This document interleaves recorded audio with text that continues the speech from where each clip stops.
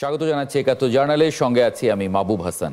সংবাদ পর্যালোচনা ভিত্তিক নিয়মিত এই অনুষ্ঠানে আমরা খবরের নানান বিশ্লেষণ করি। পত্রপত্রিকায়, টেলিভিশন, ডিজিটাল মিডিয়া এবং নিউজ পোর্টালে যেসব খবর শিরোনাম হয়ে থাকে তা আমরা জানিয়ে দিই। সেই খবরের সঙ্গে যুক্ত মানুষদের আমরা সংযুক্ত করি আমাদের আলোচনার টেবিলে। আমাদের স্টুডিও এবং অনলাইনে সংযুক্ত থাকা অতিথিরা সেসব খবরের গভীরে ঢোকেন। আজ আমার সঙ্গে আছেন সিনিয়র সাংবাদিক আমিরুল ইসলাম কাগজি। আপনাকে স্বাগত জানাচ্ছি একাত্তর জার্নালে। ধন্যবাদ আপনাকে এবং একাত্তর টেলিভিশনের দর্শকদের। জি ইসলাম কাগজি ভাই, আপনি যদি এ বিষয়ে একটু মন্তব্য করেন। নাহিদ ইসলাম যে বক্তব্যটি করেছেন যে জামায়াতের পিআর ক্যাম্পেইনকে তিনি রাজনৈতিক ধূর্ততা বলেছেন। তিনি বলেছেন যে পিআর প্রচারণা ইচ্ছাকৃতভাবে ঐক্যমত্য কমিশনের সংস্কার প্রক্রিয়াকে লাইনচ্যুত করার জন্য ডিজাইন করা হয়েছিল এবং জনগণের অভ্যুত্থানের আলোকে রাষ্ট্র এবং সংবিধানের পুনর্গঠনের আসল প্রশ্ন থেকে জাতীয় সংলাপকে সরিয়ে নেয়ার জন্য নকশা করা হয়েছিল। এবং তার প্রতিক্রিয়ায় জামাত ইসলাম বলেছে যে বালখিল্য মন্তব্য। এটা বালখিল্য কেন, এটাকে বলতে সিরিয়াস একটা বক্তব্য। কেননা গত ৩-৪ মাস ধরেই যদি আপনি হিসাব করেন, জামাত ইসলামী এবং তাদের সঙ্গে আরও জোট বেঁধেছে চরমনায়ের পীর। এই দুইটা জোট মিলে তারা বলছে যে কোনো অবস্থাতে পিআর ছাড়া তারা ইলেকশন করবে না। তাহলে যদি এইটা করবে না বলে যাচ্ছে এবং বারবার প্রেশার দিচ্ছে যে তারা পিআর ছাড়া ইলেকশনে যাবে না। আর এই নাহিদ ইসলাম কিন্তু সঠিকভাবে বলছে যে পিআর বলার মধ্য দিয়ে তারা একটি কাজ করছে, সেটা হলো যে এই নির্বাচনী প্রসেস বিভিন্ন জায়গা দিয়ে তারা প্রলম্বিত করার একটা চেষ্টা করছে। আর একটি কাজ করছে তারা, মানে এটা যে মিন করে তারা পিআর পদ্ধতিটা দেখেন, তারা পিআর একদিকে পিআর বলে যাচ্ছে, আবার 300 আসনেও প্রার্থী দিয়েছে। কিন্তু পিআর করতে গেলে তো পিআর যদি সিস্টেমে নিয়ে আসতে হয় তাহলে আপনি তো প্রার্থী কাউকে দেখতে পাবেন না, সমস্ত আসনে চলে যাবে হচ্ছে আপনার প্রতীকটাই চলে যাবে। তো সেখানে আপনি একইভাবে আপনি 1 থেকে 300 আসন একেবারে ওদের দিয়ে দেওয়া হয়ে গেছে, 298 জনের মতো। পরবর্তীতে আর 2 জনের দিচ্ছে কিনা ঠিক নেই। কিন্তু এই যে 300 আসনের প্রার্থী দিচ্ছেন, আবার বলে যাচ্ছেন পিআর পদ্ধতিতে তারা ইলেকশন চান। আচ্ছা, পিআর পদ্ধতি এখনো পর্যন্ত বাংলাদেশের যে সোশিও ইকোনমিক এবং পলিটিক্যাল যে স্ট্যাবিলিটির কথা আমরা যদি বলি, তা বাংলাদেশে সেই অবস্থা তো না। আমাদের এখানে এখনো পর্যন্ত যদি একটি স্থিতিশীল সরকার গঠিত না হয় তাহলে কোনো অবস্থাতে এইখানে কোনো বিনিয়োগকারী আসবে না। আর বিনিয়োগকারী যদি না আসে তাহলে আপনি 18 থেকে অলমোস্ট 20 কোটি জনগোষ্ঠীর একটা দেশ, এত ছোট একটা দেশ, দেখেন কিছুদিন পর পর আমাদের এই যে বিদেশ থেকে ফেরত পাঠানো হচ্ছে। তা এই যে এই চাপটা আপনি কিভাবে সহ্য করবেন? তো আপনি তো এই চাপকে আরও প্রশস্ত করার জন্যে আপনি পিআর নিয়ে আসতে চাচ্ছেন। পিআর কি কোনো অবস্থাতেই, আপনি যেভাবেই ব্যাখ্যা করেন না কেন, পিআর কোনো অবস্থাতে একটা মানে স্থিতিশীল গভর্নমেন্ট তৈরি করবে না, একটা ঝুলন্ত পার্লামেন্ট হবে। এখানে কেউ মানে এমন সরকার গঠন করার মতো সংখ্যাগরিষ্ঠতা পাবে না। আর তাহলে যদি না হয় কিভাবে আপনার একটা মানে দেশকে আপনি স্থিতিশীলতার দিকে নিয়ে যাবেন? তাহলে এইটা তো হবে না। বাংলাদেশে কিন্তু এই পিআর এখন চলবে না। তারপরও জামাত ইসলাম রিপিটেডলি তারা এইটার উপরে চাপ দিয়ে যাচ্ছে। সেই কথাটাই সে বারবার বলছে যে এটার কারণটা হচ্ছে একটাই, যে নির্বাচনটাকে পিছায় নিয়ে যাওয়া এবং জাতীয় সংলাপ যেটা বলতে চাচ্ছিল, বিশেষ করে মানে এবং জাতীয় স্বার্থর কথা যেটা বলা হচ্ছিল যে জুলাই ঐক্যমত্য কমিশনের সংস্কার, তারপরে আরও বেশ ধরেন শুধু যে জুলাই সনদ যেটা স্বাক্ষরিত হয়েছে এখানে একেবারে কয়েকটা স্পেসিফিক কয়েকটা বিষয় আসছে, বাকিগুলো কিন্তু এখন অ্যাড্রেস করা হয়নি। যেমন আপনি স্বাস্থ্য খাত দেখেন, শিক্ষা খাত দেখেন, এই সমস্ত খাত, তারপরে বিনিয়োগের খাত, এই কোনোটাই তো, তারপরে রেভিনিউ যে আর্ন করবে আমাদের এনবিআর, এটাকেও পর্যন্ত যে ঢেলে সাজানোর কথা ছিল সেখানেও যাচ্ছে না। আপনি দেখেন অনেক জায়গায় যে যাদের কাছে এই অর্থ আদায়ের কথা বলা হচ্ছে তাদেরকে দেওয়া হচ্ছে আসলে চুরি করার জন্য একটা মানে সিন্ডিকেট বানিয়ে দেওয়া হচ্ছে। সংস্কার যেটা আসলে আকাঙ্ক্ষা ছিল সেটা অ্যাড্রেস হয়নি। আমরা একটু অতিথি যুক্ত করে নেই আলোচনার। আমরা আরো মাঝে মাঝে প্রশ্ন বা যদি একটু সুযোগ থাকে আপনি আলোচনায় অংশ নিতে পারেন। যুক্ত করে নেব ব্যারিস্টার নাসিরউদ্দিন আহমেদ অসীম, অ্যাডভোকেট, আন্তর্জাতিক বিষয়ক সম্পাদক, কেন্দ্রীয় কমিটি বিএনপির, অ্যাডভোকেট আতিকুর রহমান, কেন্দ্রীয় মজলিসে শুরার সদস্য বাংলাদেশ জামায়াত ইসলামী এবং অ্যাডভোকেট হুমায়রা নূর, যুগ্ম সদস্য সচিব, এনসিপি। অ্যাডভোকেট হুমায়রা, আপনাদের স্বাগত জানাই একাত্তর জার্নালে। জি, অ্যাডভোকেট হুমায়রা নূর, আপনাকে দিয়ে যদি একটু শুরু করি, আপনাদের আসলে কেন মনে হচ্ছে যে জামায়াত সংস্কারবাদের ছদ্মবেশে রাজনৈতিক ধূর্ততা দেখিয়েছে? মানে শুরুতে যখন পিআর নিয়ে জামায়াত এই আন্দোলনের রাস্তায় যাওয়ার সিদ্ধান্ত নেয়, তখন মানে আপনারাও সেই শুরুর দিকে আপনাদেরও যাওয়ার কথা ছিল, গণমাধ্যমে এরকম এসেছিল। পরবর্তীতে আমরা দেখলাম যে মাহফুজ আলমের একটি স্ট্যাটাস, এবং পরবর্তীতে আপনারা সিদ্ধান্ত নিলেন যে আপনারা জামাতের সঙ্গে ওই যুগপৎ আন্দোলনে যাচ্ছেন না, পিছিয়ে এলেন। আপনাদের কেন মনে হচ্ছে যে এটা রাজনৈতিক ধূর্ততা দেখিয়েছে জামায়াত? ধন্যবাদ আপনাকে, ধন্যবাদ উপস্থিত সহ আলোচক যারা আছেন সবাইকে, এবং আজকে যারা আমাদের দেখছেন সবাইকে সালাম জানিয়ে শুরু করছি। দেখেন, বারবার করে আমাদের সাথে জনমানুষের যে দূরত্ব সৃষ্টি করার যে চেষ্টাটা, সেটার মাধ্যম হিসেবে কেউ কেউ এই চেষ্টাটা করেছিল, আমাদেরকে ট্যাগ দেওয়ার চেষ্টা করেছিল যে আমরা জামাতে ইসলামের বি টিম। আমরা যতই শুরু থেকে আমাদের বয়ান বলেন, আমাদের কার্যক্রম বলেন, সবকিছুর মাধ্যমে আমরা এইটা প্রমাণ করতে চেষ্টা করছিলাম যে আমাদের নিজস্ব একটা রাজনীতি আছে, আমরা একটা মধ্যপন্থার রাজনীতি দাঁড় করাতে চেষ্টা করছি। বারবারই আমাদের সব কার্যক্রমকে আসলে কোয়েশ্চেনেবল করার চেষ্টা করা হচ্ছিল একটা নির্দিষ্ট দলের বি টিম হিসেবে আখ্যায়িত করে। ওয়্যারএজ আমরা যখন দল হিসেবে ফরমেশন হয়, তখন কিন্তু আমাদের মতবাদের সাথে জামাতের যারা শিবিরের এক্স যারা ছিলেন বা শিবির থেকে যারা এসছিলেন আমাদের সাথে জাতীয় নাগরিক কমিটি হিসেবে কাজ করার জন্য, ওনারা কিন্তু আমাদের সাথে মতবাদ মিলেনি বলে ওনারা আলাদা হয়ে গিয়ে আপ বাংলাদেশ করেছে। তারপরেও কেন জানি আমরা জনমানুষের কাছে যতই আমাদের কথা বলছিলাম, বিশেষ কোনো রাজনৈতিক দল বা কেউ উদ্দেশ্য প্রণোদিত ভাবে বারবার করে আমাদেরকে জামাতে ইসলামের বি টিম হিসেবে আখ্যায়িত করার চেষ্টা করে। দিনের পর দিন আমরা কিন্তু আস্তে আস্তে আমাদের নিজের যে রাজনীতিটা, নিজস্ব রাজনৈতিক মতবাদ এবং আমাদের যে অবস্থানটা, সেইটা স্পষ্ট করতে হয়তো সক্ষম হতে পারছি। কিছুদিন আগেও যখন জামাত ইসলাম অন্যান্য বিভিন্ন দল, ইসলামী দলগুলো থেকে শুরু করে অন্যান্য বিভিন্ন দলকে অ্যাপ্রোচ করে একসাথে একটা যুগপৎ আন্দোলন করার জন্য, আমরা কিন্তু সেটাতে যুক্ত হইনি। আপনি জনাব মাহফুজ আলমের কোনো একটা উক্তির কথা উল্লেখ করলেন, আমি দুঃখিত যে আমি আসলে ওটাও আমি ফলো করি নাই, কারণ মাহফুজ আলম ছাত্রদের প্রতিনিধিত্ব করতে গিয়ে উনি উপদেষ্টা হয়েছেন, কিন্তু উনি আসলে আমাদের রাজনৈতিক সহযোদ্ধা না। সুতরাং আমাদের রাজনৈতিক সিদ্ধান্তটা উনিও যদি আপনি মনে করেন যে উনার কাছ থেকে আসে, সেটাও একটা ভুল ধারণা। আমাদের সিদ্ধান্তগুলো একান্তই, আমরা দলে জেনারেল মিটিং হয়, আমাদের এক্সিকিউটিভ কমিটির মিটিং হয়, আমরা সারাক্ষণ একজন আরেকজনের সাথে ভেরি কানেক্টেড। আমাদের দলের কোনো সিদ্ধান্ত কখনোই নিজেদের ইন্টারনাল সংখ্যাগরিষ্ঠতা বলেন বা প্রত্যেকের যদি একজন মানুষেরই যদি একটা আলাদা মতবাদ থাকে, সেইটা বিস্তারিত যৌক্তিক আলোচনা সমালোচনা করে সবার মাঝখানে সেই সিদ্ধান্তটা নেওয়া হয়। এখন আপনার কাছে আবার আসবো একটু, যদি আপনার এই বক্তব্যের খাতিরে, যে অ্যাডভোকেট আতিকুর রহমান, মানে এনসিপির আপনাদের বিরুদ্ধে এই যে অভিযোগ, এটা আপনারা বলছেন যে এটা বালখিল্যতা, কিন্তু কাগজি ভাই উল্লেখ করছেন এটা খুব সিরিয়াস একটা এলিগেশন, সিরিয়াস বিষয়। আপনারা মানে ভিন্ন খাতে প্রবাহিত করার চেষ্টা করেছেন ঐক্যমত্য সংস্কার মানে যে কমিশনের যে প্রক্রিয়া, সেটাকে লাইনচ্যুত করেছেন, সেই অভিযোগ এসেছে পিআরটাকে সামনে নিয়ে এসে। জি, ধন্যবাদ আপনাকে, ধন্যবাদ আমাদের সহ আলোচক বৃন্দ এবং যারা আজকের শো দেখছেন সবাইকে আমরা ধন্যবাদ জানাচ্ছি। দেখুন, আমাদের যারা জুলাই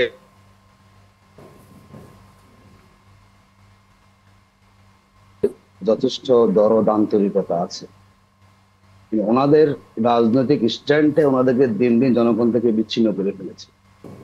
যে সংগঠন নিয়ে মানুষের আবেগ ছিল অনেক বেশি, এখন সেই সংগঠন জনগণের কাছে পাচ্ছে না কেন? জনাব নাহিদ ইসলাম যে কথাটা বলেছেন, জামাত অত্যন্ত সুন্দর ভাষায় তার প্রতিবাদটা দিয়েছেন। বালখিল্যতা জামাত বলেছে ওনারা। আমরা আশা করি এনসিপির একটা সফল আন্দোলন করেছেন, মোস্ট ওয়েলকাম। রাজনৈতিক পরিপক্কতা এখনো আসেনি।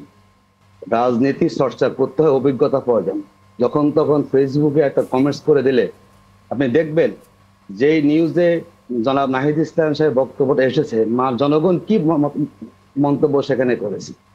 তার মানে হচ্ছে ওনারা কখনো বিএনপির বিরুদ্ধে, কখনো জামাতের বিরুদ্ধে। আমরা দেখলাম পত্রিকাতে এনসিপির সাথে বিএনপির একটা জোট হচ্ছে। আমার কাছে মনে হচ্ছে আজকে এই নাহিদ ইসলামের এই বক্তব্য একটা দর কষাকষির একটা অংশ, যে জামাতের বিরুদ্ধে ন্যারেটিভ দাঁড় করালে আসন সঙ্গে বিএনপি থেকে বেশি পাওয়া যায়। কারণ যে ঐক্যমত্য কমিশনের দল হিসাবে সবচেয়ে বেশি কন্ট্রিবিউশন জামাত করেছে, লিগালি করেছে, পরামর্শ দিয়ে করেছে, যদি সেই দলের বিরুদ্ধে নাহিদ ইসলাম এই বক্তব্যটি দেন, তার এই বক্তব্য তার সৎ মানসিকতার প্রকাশ ঘটে না। জি, জামাত জুলাই সনদ নিয়ে আমরা মাঠে ছিলাম, আন্দোলন করেছি। আমরা কোন সবারই একটু একটু করে যুক্তিতে, মন্তব্য কোন নেব। যুক্তিতে নাহিদ ইসলাম বলবেন তাকে সেটা প্রমাণ করতে হবে। রাজনীতিতে উনি উপদেষ্টাদের বিরুদ্ধে বলেন, উনি প্রমাণ করতে হবে। সবাইকে বলতে, আমি একটু আমরা মনে করি তার এই আহমেদ অসীম বক্তব্যটা তার কাছে যাব। এক ধরনের দলীয় প্রধান হিসাবে তার অ্যাডভোকেট জন্য আতিকুর রহমান, বক্তব্য আপনার হালকা কাছে আসবো বক্তব্য। আমি আবার একটা বিরতি নেব, বিরতির পরে আসবো আপনাদের সবার কাছে। ব্যারিস্টার নাসিরউদ্দিন আহমেদ অসীম, একটা মন্তব্য জানতে চাই ছোট করে।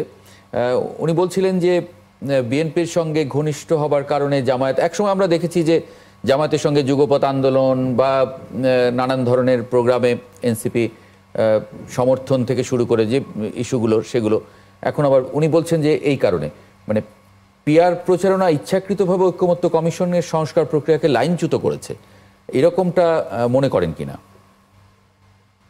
ধন্যবাদ আপনাকে, সহ আলোচক এবং আমাদের দর্শক শ্রোতা যারা দেখছেন তাদের সকলকে শুভেচ্ছা জানাচ্ছি। পিআর প্রক্রিয়া আপনার ঐকমত্য কমিশনে প্লেস করা, এটা দাবি যে কোনো রাজনৈতিক দল করতে পারে, এটা গণতান্ত্রিক অধিকার। কিন্তু এটা আপনার ঐকমত্য কমিশনের প্রক্রিয়াকে বাধাগ্রস্ত করা বা লাইনচ্যুত করা আমি তা মনে করি না। বাংলাদেশ জামাত ইসলাম তারা তাদের রাজনৈতিক যে কৌশল, এটা কৌশলের একটা অংশ এবং এটা সুকৌশল। এটা দিয়ে বরং আপনার নির্বাচনী মাঠে যে সমস্ত রাজনৈতিক দলগুলো প্রচারণা নিয়ে এগোনোর কথা ছিল, তারা দেখা গেছে অনেকটা এই পিআর এর বিরোধিতার মধ্যেই আপনার ব্যতিব্যস্ত হয়ে পড়েছে। পক্ষান্তরে আমি বারবার বলেছি, আমি বিভিন্ন সময় বলেছি, যেমন আমরা প্রপোর্শনাল রিপ্রেজেন্টেশনের কথা বলে জামাত ইসলাম যেটা করেছে পাবলিক রিলেশনসটা করেছে। মূলত জামাত ইসলামও মন থেকে আপনার পিআর পদ্ধতিটা আমার মনে হয় না যে এই মুহূর্তে চান বলে। কারণ জামাত ইসলামও কিন্তু আওয়ামী লীগ ফেসিস্টের বিরুদ্ধে আন্দোলন করেছেন বিগত আপনার সে 2024 সালের আগ পর্যন্ত 15 বছর। জামাত কিন্তু রক্ত দিয়ে তাদের নেতা কর্মীদের রক্ষা করতে পারেননি, ফাঁসি কাস্টে ঝুলতে হয়েছে জামাতের অনেক কেন্দ্রীয় নেতাকে, নেতৃবৃন্দকে, শীর্ষ নেতৃবৃন্দকে। জামাতের ক্ষত আছে, ঘা আছে, দাগ আছে। জামাত এই কাজটা করবে না যে আপনার পিআর পদ্ধতির কথা বলে ভবিষ্যতে, মানে খুব কাছাকাছি ভবিষ্যৎ না হোক, অন্তত মনে করেন আপনার যেটাকে আমরা বলতে পারি যে একটা ক্লোজ একটা প্রক্সিমিটির কথা যদি ধরে নেই, আগামী 5 বছর, 7 বছর, 10 বছর এর মধ্যে সেই পতিত স্বৈরাচারকে ফিরিয়ে আনার জন্য পিআর পদ্ধতি এখনই ইন্ট্রোডিউস করবে। পিআর পদ্ধতির পক্ষে বিপক্ষে অনেক কথা আছে। আমি নিজে ব্যক্তিগতভাবে বলি, মনে করি, আমি যেটা মনে করি যে বাংলাদেশ, যেমন কাগজি ভাই বলেছেন, পিআর পদ্ধতি আপনার আমাদের দেশের জন্য উপযোগী না। কেন উপযোগী না, এটার জন্য 101,000 উদাহরণ দেওয়া যাবে। পিআর পদ্ধতি ভালো কখন, যখন শক্ত রাজনৈতিক মজবুত ভিত্তি থাকবে। আমরা তো বারংবার হোঁচট খেয়েছি, বিপর্যস্ত হয়েছি, বিপদগ্রস্ত হয়েছি। আমাদের এখানে তো অনেক কিছু রয়ে গেছে, আমি লম্বা আলাপের মধ্যে যাব না। তবে আমি মনে করি যে পিআর পদ্ধতি নিয়ে জামাত ইসলাম যেটা করেছে, সেটা জামাত ইসলামের রাজনৈতিক তাদের একটা সিদ্ধান্ত বা সুকৌশল। সে সব দিক থেকে, সে আপনার আলোচনার টেবিলে বলেন, মাঠের রাজনীতিতে বলেন, উঠোন বৈঠকে বলেন, এটা নিয়ে নির্বাচনের আগে তারা আসলে খুব জনসংযোগ করতে পেরেছে বা করার একটা প্রক্রিয়া শুরু করেছে। জনসংযোগ করেছে, আমি তো বলেছি যে পাবলিক রিলেশনসটা ওনারা অব্যাহত রেখেছেন। আপনাকে অন্যদিকে এটা কৌশল, তারা এটা করতে, একটা রাজনৈতিক দল তো কৌশল নেবেই। একটা বিরতি নেব, বিরতির পরে এসে আরেকটু বিস্তারিত আলোচনা করব বিষয়গুলোতে। দেখে নিলাম দেশের সংবাদ ভিত্তিক টেলিভিশনগুলো কি শিরোনাম করেছে, মোটামুটি কাছাকাছি শিরোনামগুলোই করেছে আজকে। আমরা যে আলোচনায় ছিলাম, অতিথিদের সবাই যুক্ত আছেন আমার সঙ্গে। অ্যাডভোকেট হুমায়ুনুর, বিরতির আগে যেমন অ্যাডভোকেট আতিকুর রহমান বলছিলেন যে আপনারা বিএনপির সঙ্গে জোট বাঁধতে পারেন, কোনো দর কষাকষির জন্য আপনারা এভাবে জামায়াতকে আক্রমণ করছেন। বিএনপির সঙ্গে কি কথা চলছে? দেখেন, ওনাদের সমস্যা হচ্ছে ওনারা নিজেদের কথাই স্টিক থাকতে পারেন না। ওনারা এই এই 17 তারিখ যখন সনদ স্বাক্ষর হলো তার আগের দিনই ওনারা বলেছেন, আগের দিন পর্যন্ত ওনারা বলেছেন যে জুলাই সনদ বাস্তবায়নের একদম স্পষ্ট ল্যাঙ্গুয়েজ যদি না থাকে তাহলে ওনারা এই সনদ স্বাক্ষর করবেন না। পরদিন ঠিকই স্বাক্ষর করলেন, আবার আজকে সেটা বাস্তবায়নের জন্য আবার কর্মসূচি দিয়েছেন, আবার আমাদেরকে বলছেন আমাদের ম্যাচুরিটির অভাব। আপনি বারবার যেই দলটা কথা পরিবর্তন করছে তারা যদি আমাদেরকে বলে আমাদের ম্যাচুরিটির অভাব, আপনি দেখেন আমরা যখন রাজনৈতিক দলও ছিলাম না তখন থেকে আজ পর্যন্ত আমাদের অবস্থান স্পষ্ট, ক্লিয়ার, এবং আমরা তখন থেকে যা চেয়েছি এখন পর্যন্ত আমাদের অবস্থান কিন্তু স্পষ্ট। এখানে অসীম ভাই একটা খুব ভালো কথা বলেছেন যে উনারা হয়তো বিএনপি হয়তো নিজেরাও চায় না যে পিআর হোক, উনারা পাবলিক এঙ্গেজমেন্টের জায়গা থেকে এই পিআর এর দাবিটা তুলেছে এবং উনাদের যেই পাবলিক এঙ্গেজমেন্ট সেই জায়গাটা থেকে উনারা সফল হয়েছে। আমি নিজেও আরেকটা জায়গায় আমাকে জিজ্ঞেস করা হয়েছে যে পিআর পদ্ধতিতে উনাদের যেই দাবি প্লাস উনাদের যে 5 দফা কর্মসূচি এটাকে আমরা সমর্থন করি কিনা, তখনও আমি স্পষ্টভাবে বলেছি যে কোনো রাজনৈতিক দল তার নিজস্ব মতবাদ অনুযায়ী যে কোনো রাজনৈতিক কর্মকাণ্ড করতে পারে। কিন্তু আমার কথা হচ্ছে আপনি যদি একটা নির্দিষ্ট দাবি আপনার থাকে এবং সেই দাবির এগেইনস্টে আপনার যদি বক্তব্য এরকমই হয় যে আপনি এটার এগেইনস্টে আপনার অবস্থান এমন হবে মুহূর্তে মুহূর্তে যদি সেটা চেঞ্জ হয় তাহলে সেটা নিয়ে মানুষও কিন্তু আপনাদের যারা সমর্থন করছে তারাও কিন্তু কনফিউজ হবে এবং আপনাদেরকে আজকে যেমন নাহিদ ইসলাম যেভাবে বললেন যে তারা সময় ক্ষেপণ করার জন্য এই ধরনের কাজ করেছেন এবং মূল আলোচনা থেকে তাদের কারণে মূল আলোচনা দূরে সরে গিয়েছে এবং জরুরি আলোচনাগুলো শেষ করা সম্ভব হয়নি। এই কথাটা তো উনি সঠিকই বলেছেন। এই যে ওনারা যে উঠান বৈঠক করেছেন, আমরাও তো শুরু থেকে উঠান বৈঠক করছি। আমরা আমাদের যেই সংস্কার প্রস্তাবগুলো, আমাদের যেই চাওয়াগুলো যেগুলো নিয়ে সবাই একমত হয়েছে এবং সেগুলো বাস্তবায়নের কি উপায় সেইগুলো নিয়ে সহজ ভাষায় উঠান বৈঠক করে প্রত্যন্ত অঞ্চল থেকে শুরু করে শহরের সমস্ত গলিগলিতে আমরা মানুষের কাছে পৌঁছে যাচ্ছি। কিন্তু উনারা শুধু পাবলিক এঙ্গেজমেন্টের জন্য যদি এই ধরনের আলাপ করে মানুষের সময় নষ্ট করে এবং যেটার কারণে একটা গুরুত্বপূর্ণ আলোচনা যেটা হচ্ছে মনে করেন উচ্চকক্ষে পিআর চেয়েছিলাম আমরা, ওনারা তো প্রথমে নিম্নকক্ষে পিআর চান নাই, ওনারা হঠাৎ করে এই আলোচনাটা শুরু করে তারপরে ওনাদের যে মৌলিক আলোচনাটা এই ঐক্যমত্য কমিশনের সেখান থেকে দূরে সরে গিয়ে আলোচনা চলা অবস্থায় ওনারা বিক্ষোভ কর্মসূচি দিলেন। আরেকটা জায়গায় অসীম ভাই ভালো কথা বলেছেন যে ওনাদের এটা জনসংযোগ বেড়েছে।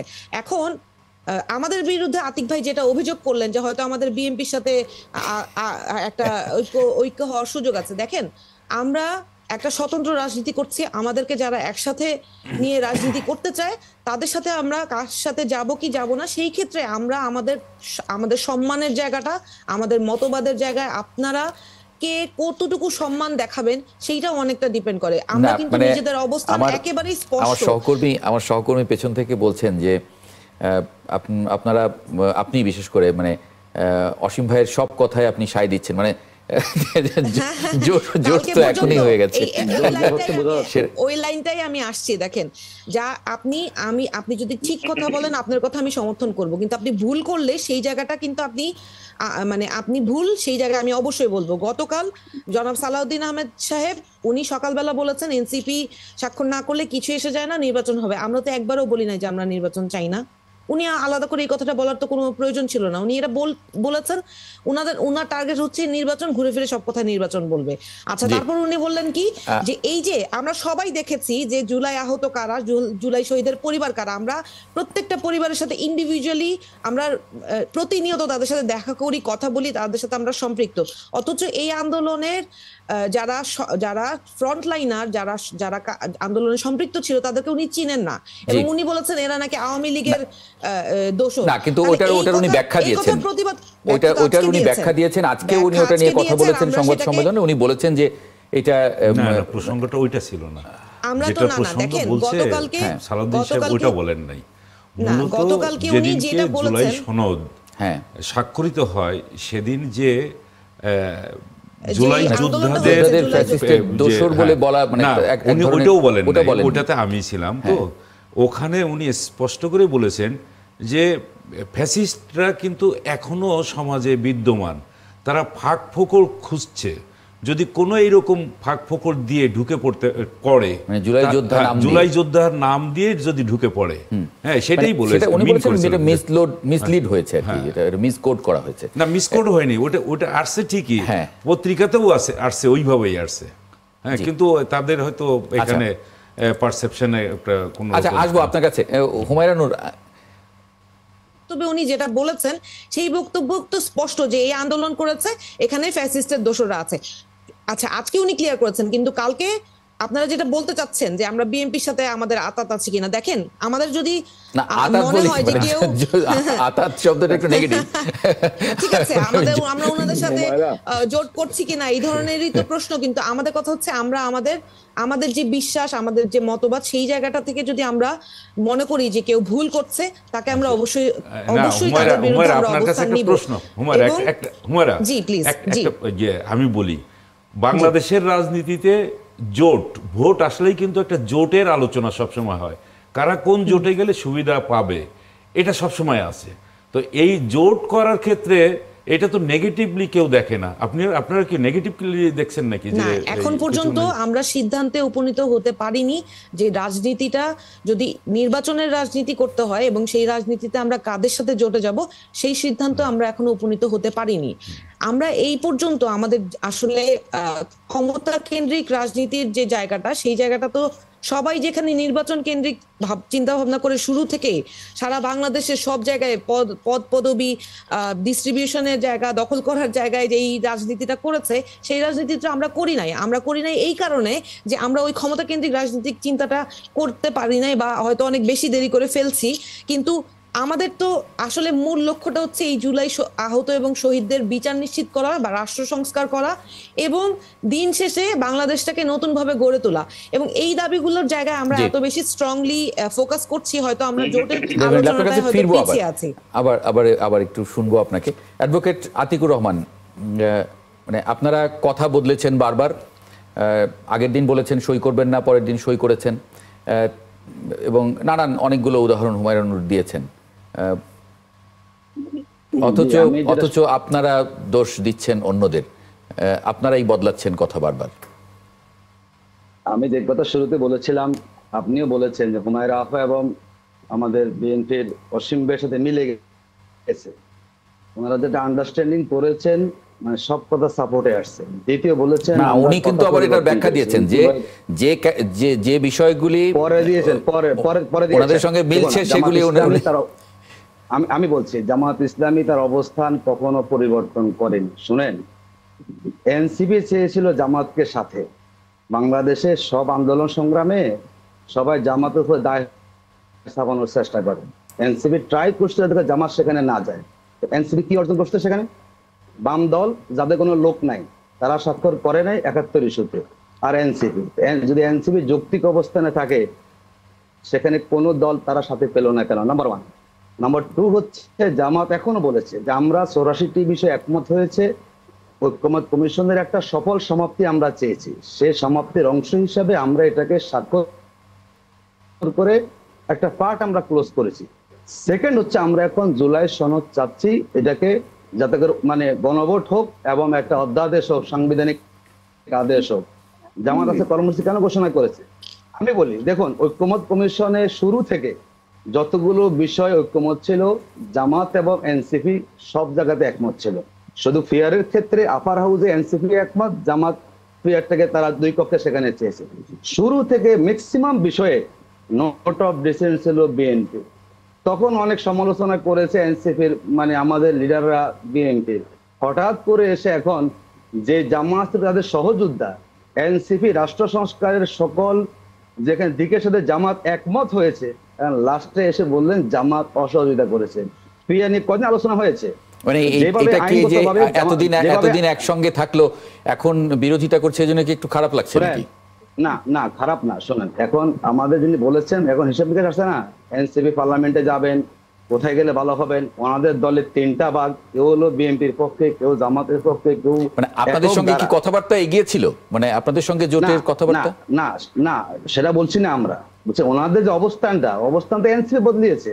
এনসিপির সাথে আমাদের সকল বিষয়ে আমরা একমত ছিলাম, রাষ্ট্র সংস্কারের বিষয়ে, এবং বেশিরভাগ জায়গাতে হলো বিএনপি নোট অফ ডিসেন্ট দিয়েছে। এখন যেখানে আমরা ছিলাম সহায়ক শক্তি রাষ্ট্র সংস্কারের ক্ষেত্রে, এখন আমরা হয়ে গেলাম বিরোধীকারী। এই যে তার অবস্থানটা পরিবর্তন, আমি মনে করি আমরা কি কখনো, মানে আমার একটু প্রশ্ন ছিল রাজনৈতিক স্বার্থে এবং আগামী নির্বাচনে এনসিপি যদি পার্লামেন্টে যেতে না পারে, এনসিপির রাজনীতিটা অনেকটা হলো, মানে আমি কি বলবো, সেখানে ওই জায়গায় তারা এখন চ্যালেঞ্জে পড়ে গেছে। তার কি করবে আসলে, এই জন্য অবস্থান ঠিক করতে না পেরে হ্যাঁ, কখনো কিসে উপদেষ্টাদের বিরুদ্ধে চ্যালেঞ্জে বলে, পড়ে গেছে। কখনো বিএনপি বলে, কখনো জামাতের বিরুদ্ধে বলে। আসলে এনসিপি তার পলিটিক্যাল স্ট্যান্ডটাকে ঠিক করতে হবে। আরেকটা হচ্ছে না, ওনারা আমি একটু ব্যারিস্টার নাসিরউদ্দিন অসীমের কাছে যাব। এনসিপি নিজেকে জুলাইয়ের একক কেন মনে করেন ওরা? জুলাই জামাতের কন্ট্রিবিউশন না, না, এটা তো কোথায় পরিষ্কার। বলেছি এই কথাটা? এই কথাটা কি কোথায় ধরনের বলেছি চ্যালেঞ্জে যে পড়ে জুলাইতে গেছে আমরা এনসিপি? আমরা একটু জানি। এককভাবে করেছি বা আমরা চ্যালেঞ্জে পড়েছি? আশ্চর্য। আমি আপনার কাছে একটু পরে আসি। প্রশ্ন যেহেতু দুজনেরই প্রশ্ন, যে কি চ্যালেঞ্জে পড়েছে এনসিপি যে তাদের এখন কথা বদলাতে হচ্ছে বা তাদের অবস্থান বদল হচ্ছে বলে মনে করছেন আপনি? আতিকুর রহমান, জি এনসিপি কি চ্যালেঞ্জে পড়েছে? না, এনসিপি চ্যালেঞ্জে পড়ছে, ইলেকশন সামনে আসছে, এখন ভোটের রাজনীতি। এনসিপি এককভাবে তারা কথা ভালো করতে পারবে না, কারণ জনগণ ইতিমধ্যে এনসিপি আগ্রহটা হারিয়ে ফেলেছে। এখন কোন জোটে গেলে, কার সাথে গেলে ওনারা পার্লামেন্টে আসন পাবেন, অন্তত জুলাইটাকে তারা ধারণ করতে পারবেন, এই তাদের এখন সবচেয়ে বড় চিন্তা। আসলে কোথায় গেলে লাভ লস হবে। না, কিন্তু হুমায়ুন তো বলছেন যে ওনারা এই মানে ক্ষমতার রাজনীতির জন্য আমাদের জি জি, এটার সাথে আমি আরেকটা কথা বলছি, হয়তো এরকম হতে পারে যে ঐক্যমত্য কমিশনের প্রস্তাবগুলোতে আমাদের প্রস্তাবের সাথে জামাত ইসলাম মানে কোন জায়গায় সায় দিয়েছিলেন, কারণ ওনাদের নিজস্ব আলাদা প্রস্তাবনা ছিল না, এবং ওনারা সেই জায়গায় হয়তো ভেবেছেন যে আমরা ওনাদের সাথে সবকিছুতে হ্যাঁ হ্যাঁ করবো না, হয়তো হ্যাঁ হ্যাঁ করি নাই বলে এখন ওনারা আমাদেরকে 80 বছর না না না, আপনার বয়স বললে লাভ নাই। আমরা মিথ্যা অভিযোগ করেছেন যে আমরা অন্যদেরকে ক্রেডিট দেই নাই। আমি কেন করবেন আপনি কেন আমাদের আন্ডারএস্টিমেট করছেন? আপনাকে এই অদ্ভুত দেখানোর সুযোগ কে দিল? আপনার নেতারাও তো এইভাবে কথা বলেন, আপনি যেভাবে কথা বলেন, আপনি যেভাবে বলছেন। আচ্ছা, আমরা একটু মানে ব্যক্তিগত আক্রমণের দিকে চলে না যাই, আমরা এটা একটু থামাই। আপনার সমর্থন, ঠিক আছে, আপনার কাছে আমাদের আসবো। সমর্থন পাচ্ছেন না বলে এখন আমাদেরকে ছোট করার চেষ্টা করছেন। হুমায়ুন নূর এবং আতিকুর রহমান, অ্যাডভোকেট হুমায়ুন নূর, অ্যাডভোকেট আতিকুর রহমান, আপনাদের কাছে আসবো। কথা বলার সুযোগ আছে, আমার অনেক সময় আছে আজকে। ব্যারিস্টার নাসিরউদ্দিন আহমেদ অসীম, দুজনের কথাই শুনছিলেন। কাগজি ভাই যদি কোনো প্রশ্ন অ্যাড করতে চান অ্যাড করে দিতে পারেন, না হলে ওনাকে আমি ফ্লোরটা দিতে চাই। না, কথা শুনিয়ে জি, ব্যারিস্টার অসীম। বিষয়টা হচ্ছে, প্রথম কথাটা বলি আমি একটু, আমার কলিগ আমি দেখলাম দুজনেই অ্যাডভোকেট হুমায়রা নূর এবং অ্যাডভোকেট আতিক ভাই, ওনারা আপনার দুজনেই বলেছেন বক্তব্যের মধ্যে। আমি ওই যে কাগজি ভাই যেটা বলেছেন অলরেডি, সালাউদ্দিন ভাই বলেছিলেন যে জুলাই যোদ্ধা নামে যে সংগঠন, তাদের যে দাবি দেওয়াটা ছিল সেটা তো মেনে নেওয়া হয়েছে। এখন যারা এসছেন তাদের মধ্যে মানে আপনার এই যে সুবিধাবাদী বা ফেসিস্টের সঙ্গে যুক্ত বা সম্পৃক্ত, এটা কিন্তু কয়েকটা ভিডিওতে কিন্তু আমি নিজেও দেখেছি। এবং উনি ওই দিনই কিন্তু আপনার যখন এনসিপির পক্ষ থেকে প্রতিবাদ করা হয়েছে, সেটা ঠিক আছে, যৌক্তিক বা অযৌক্তিক সেটা ভিন্ন জিনিস, বা ভুল বোঝাবুঝি হতে পারে। জনাব সালাউদ্দিন সাহেব তিনি সেটা আবার ক্ল্যারিফাই করেছেন যে কোন প্রসঙ্গে তিনি সেটা বলেছেন। যাই হোক, এ ধরনের বিষয়গুলো তো অনেক সময় দেখা গেছে টুইস্ট হওয়ার ব্যাপার থাকে বা বিভিন্ন ধরনের বিষয় থাকে। মূল কথাটা ছিল যেটা, যে জুলাই স্পিরিট এবং মনে করেন আপনার সনদ স্বাক্ষর করা বিষয়গুলো, এগুলো আমরা জানতাম, জনগণ জানতো, মানে বড় এক্সপেকটেশন, গ্রেট এক্সপেকটেশনের মতো একটা বিষয় ছিল। তখন যখন হঠাৎ করে এই বিষয়টা না হয়, তখন মানুষের মধ্যে একটা প্রশ্নের উদ্রেক হয়। সবারই তো দাবি দাওয়া থাকে, যেমন আজকে দেখেছি আপনার বামপন্থী সংগঠনের কারা যেন নাগরিক কোন একটা রাজনৈতিক দল আজকে স্বাক্ষর করেছে, সেদিন কিন্তু স্বাক্ষর করেনি।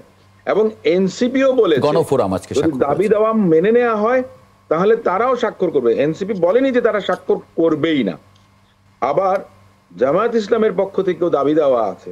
এখন আতিক সাহেব যেটা বললেন যে আমার এবং অ্যাডভোকেট হুমায়রা নূরের কথার মধ্যে মিল আছে বা এই হয়, আমি সত্যিকার অর্থে বলি, আমি ফুল টাইম প্র্যাকটিশনার এবং সন্ধ্যার পর থেকে আমি আমার যে এলাকায় রাজনীতি করি সেখানকার মানুষজনের সঙ্গে, আমার এলাকার লোকজনের সঙ্গে, বিভিন্ন অঙ্গ সংগঠনের সঙ্গে কথা বলি। আমি বিএনপির অফিসেও যাই না, বা কি কথা হয় কার সঙ্গে, নীতি নির্ধারণী পর্যায়েরও কোনো মানুষ না। সো কাকতালীয় ভাবে হয়তো বা আমার কোনো কথার সঙ্গে অ্যাডভোকেট হুমায়রা নূর তিনি মনে করেন যে সায় দিয়েছেন বা একমত প্রকাশ করেছেন।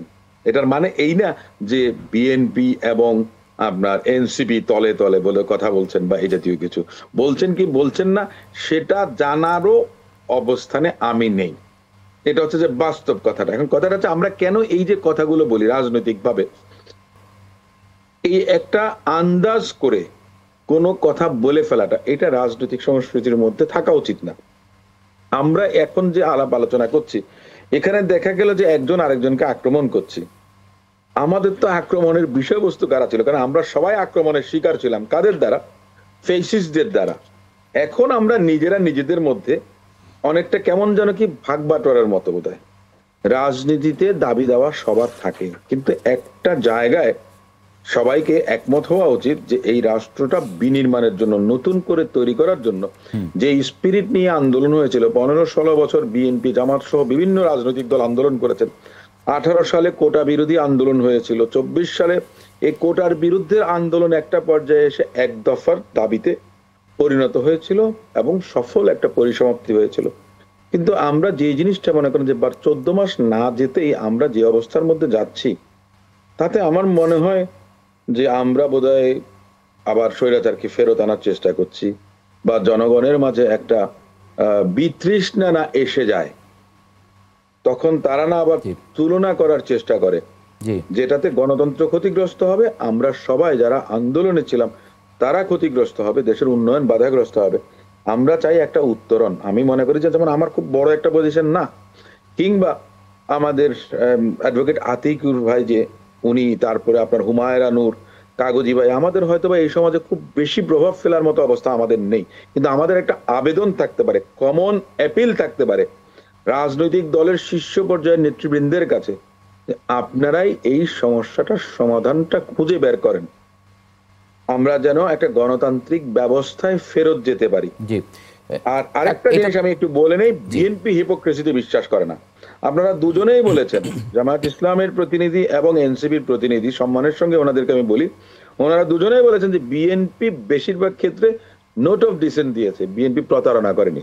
বিএনপি যেটাকে এই মুহূর্তে লজিক্যাল মনে করেছে, বিএনপি সে জায়গাতে নোট অফ ডিসেন্ট দিয়েছে। জনগণ যদি একসেপ্ট করে, আগামীতে যদি জনগণ বিএনপিকে সুযোগ দেয়, বিএনপি সেটা ভেবে দেখবে। নোট অফ ডিসেন্ট মানে আমি একেবারে পরিত্যাগ করে দিলাম, আমি মনে করি না সেটা। সময়ের সঙ্গে সঙ্গে যে যুগোপযোগী একটা অবস্থার পরিবর্তন হয় সবার, বিএনপি যে করবে না এমনও কিন্তু কথা নেই, বা গ্যারান্টি দিয়ে বলা যাবে না। এগুলো হতে পারে, মানে নোট অফ ডিসেন্ট খুব ভালো পরিষ্কার কথা সেটা বলেছে, এখানে কোনো কিছু গোপন রাখা হয়নি। বিএনপির কাছে এটা জনগণের কাছে ওপেন সিক্রেট করে দিয়েছে যে আমরা এই ক্ষেত্রে একমত না, বা এই ব্যাপারে আমাদের আপত্তি আছে। আমি এখানে দোষের কোনো কিছু দেখি না। সব যদি মানতেই হয় তাহলে তো সেটা আপনার ঐকমত্য কমিশন মধ্যে যাওয়ার বিষয় আসে না। জি, একটা আপনার একটু মন্তব্য আশা করছি। আমি এসেছি যদি একটু, আমার একটা প্রশ্ন ছিল অসীম ভাইয়ের কাছে। আচ্ছা, আপনার নেব? আচ্ছা আচ্ছা, সেটা হচ্ছে মনে করেন মানে আলোচনার ক্ষেত্রে আপনার একটা বিষয়ে মত থাকবে, আমার দ্বিমত থাকবে। যেমন এখানে এসেও যে আমাদের সবার একমত হচ্ছে সবকিছু নিয়ে, এরকম না। আমি যেটা দেখেছি যে আমি যখন 31 দফা পড়ছিলাম আপনাদের, তখন দেখলাম যে ওখানে উচ্চকক্ষের একটা প্রস্তাব আপনাদের আছে, কিন্তু আমরা ঐকমত্য কমিশনের আলোচনা যখন উচ্চকক্ষের আলোচনাটা করেছি, তখন আপনাদের ওখান থেকে ডিসেন্টিং নোট এসছে। এই আবার কিছু কিছু জায়গায় এই আপনাদের দলীয় যে মতটা, সেই মতবাদের ভিত্তি বা আপনাদের দলের অন্যান্য যারা আপনাদের মতো আইনজ্ঞ আছেন তাদের মতবাদটা কি সেটা জানার জন্য। যেমন আমরা এনটিসির নিরপেক্ষতা চেয়েছি, নারীদের আসনের সরাসরি ভোট চেয়েছি, যেখানে আমি নিজে জানি যে বিএনপির অনেক নারী নেত্রীরা আছেন, উনারাও চান যে নারীর আরো বেশি অংশগ্রহণ নিশ্চিত হোক, সেটা ভোটের মাধ্যমে হোক, এবং 5% না অ্যাটলিস্ট 15% হোক। এই জায়গাগুলো যদি সময় থাকে, যদি একটু মানে আমরাও জানার জন্য, ধরেন আমিও জানতে চাই যে বিএনপির এই অবস্থানগুলো সরে আসা বা ডিসেন্ট করার কারণ দিলেন। জি, কেন আমি একটু তাহলে বলি একটু, সেটা হচ্ছে যে বিএনপি বলেছে যদি তারা সুযোগ পান তাহলে রাষ্ট্র ক্ষমতায় যাবার বা জনগণ যদি সেবা করার সুযোগ দেন, তাহলে উচ্চকক্ষের বিষয়ে তারা আপনার করবেন, পার্লামেন্টে বিল আনবেন এই বিষয়টা। কিন্তু এখনই তো আর আপনার এই উচ্চকক্ষের নির্বাচনটা হতে পারছে না। 2, যখন এখানে পিআরের বিষয়টা এসে গেছে, তখনই কিন্তু মনে করেন যে সিদ্ধান্ত পরিবর্তন। আমি যে কথাটা বলেছি যে অ্যাডাপ্টেশনের একটা বিষয় থেকে থাকে, তো সে কারণে হয়তো বা বিএনপি যুক্তিযুক্ত এই মুহূর্তে মনে করেনি, এবং সে কারণে এখানে নোট অফ ডিসেন্টটা দিয়েছে। কিন্তু আমি ওই যে কথাটা বললাম, তার মানে এই না যে বিএনপি এটাকে আউটরাইট রিজেক্ট করেছে, তা না। পরবর্তী পার্লামেন্টটা কেমন হবে, আপনি কি কেউ কি 100 আসন পাবে, হাং পার্লামেন্ট হবে, 2/3 পাবে, নাকি আপনার সিঙ্গেল মেজরিটি নিয়ে সরকার গঠন করলো, আপনার কনস্টিটিউশন অ্যামেন্ডমেন্ট করার জন্য সব রাজনৈতিক দল ঐকমত্য পোষণ করবে সংসদে, সেটা তার উপরে ডিপেন্ড করবে। এটা এমন না যে এটা বাদ হয়ে গেছে। আর নারী আসনের বিষয়টা যেটা, আমি সেই বিষয়টা একটু বলি। দেখুন, নারীর ক্ষমতায়নের জন্য বেগম খালেদা জিয়া, শহীদ রাষ্ট্রপতি জিয়াউর রহমান তারা কাজ করে গেছেন। সেই আপনার বিনা বেতনের পড়ালেখা থেকে আরম্ভ করে, রেশনিং থেকে আরম্ভ করে, ফুড ফর আপনার এডুকেশন থেকে আরম্ভ করে বিভিন্ন কিছু করেছেন এই নারী শিক্ষার প্রসারণ কিংবা আপনার নারীদের ক্ষমতায়নের ব্যাপারে। এখন কথাটা হচ্ছে যে আমরা কতটুকু উপযোগী, সব জায়গায় কিন্তু আমরা পাওয়া যায় না কোন পদ্ধতিতে হবে। সেটা আস্তে আস্তে বিএনপির যেমন একটা কমিটমেন্ট আছে যে এই 5 বছরে আমরা এটুকু, পরবর্তী 5 বছরে 10%, পরবর্তী 5 বছরে 15%, এ ধরনের করে আপনার মনে করেন যে আসার বিষয় আছে। আবার আরেকটা বিষয় আছে যে সরাসরি দেখা গেছে যে আমাদের অনেক নারী নেত্রীরা আছে যারা মনে করেন যে সুপারসিড করেছে পুরুষ নেতাদেরকে, অটোমেটিক্যালি মনে করেন যে সেখানে তারা নমিনেশনটা পাবেন। এর বাইরে কোটার বিষয়টা আছে।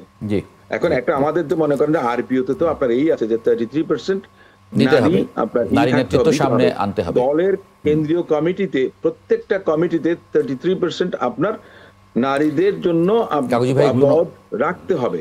এগুলো বিবেচনাধীন, এগুলো তো হবে আস্তে আস্তে। আমরা সব জিনিস একসঙ্গে পারবো না। যে কারণে আমি বলি যে পিআর উপযোগী না, সে কারণে হয়তো অনেক কিছু এই মুহূর্তে অনুপযোগী, কিন্তু সেটাকে উপযোগী করার জন্য গণতান্ত্রিক ভিত্তিটা যদি সুদৃঢ় হয়, আমাদের দৃষ্টিভঙ্গির পরিবর্তন হয় এবং মনটা আরেকটু বেশি উদার হয়, আমরা সেজন্য সবাই মিলে কাজ করতে হবে। জি কাগজি ভাই।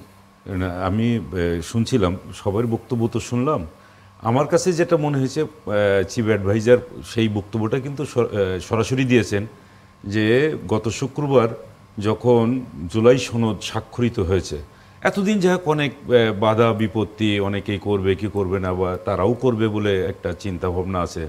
তো এইটা এই যারা এখানে আছে জুলাই সনদে যারা স্বাক্ষর করবে বা এটা নিয়ে আসছে, এর আগে জুলাই ঘোষণা হয়ে গেছে, তো সবাই মিলে একটা আন্দোলন করেছে।